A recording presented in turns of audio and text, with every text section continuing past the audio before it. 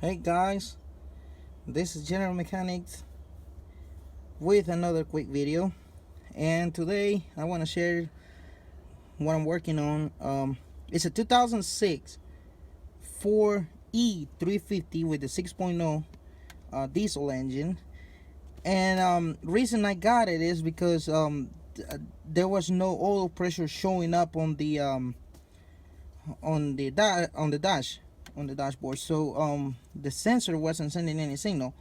So first thing I did when I got it was look at it, and you can see there was signs of a big oil leak coming from behind the engine. And if you look around this other side, on the passenger side, looks really nasty. I mean, it's really nasty. So at first I thought, there was a bigger issue or something like that, and so we went ahead and started taking it apart. Another thing we are doing to it is the water pump is at the front. So right now I'm on the inside of the van, as you know, and I'm gonna show you what I found, because it could be something scary if you just think of anything. Any idea can pop up to your mind and be thinking, oh, this is gonna be, that's what I first did.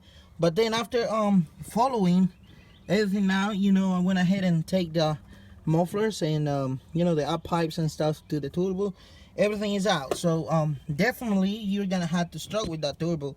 To be honest, it's one of the hardest one I ever done.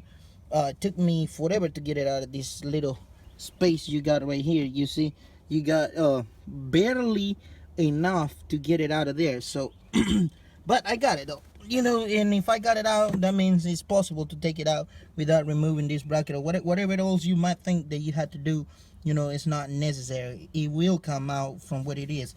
So follow all the tracks of the oil leak, and I came over here.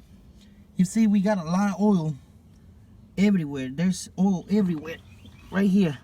So what I found is, I found a reason for the oil pressure not to be showing on the dashboard, and this is it. You see, the wire has been cut. So I already got another sensor. What I did is, after that, I held the pressure from the oil feeding line to the turbo. We kind of blocked it right there and turn it over, and guess what? I thought the engine was not gonna crank without the turbo and the pipes and stuff, but it did crank, and it scared the crap out of me, but it did crank. So we seen the oil leaking out of the sensor, and this is a very common problem in any other vehicles, like like gasoline engines. Is a very common problem for the oil sending unit to be leaking.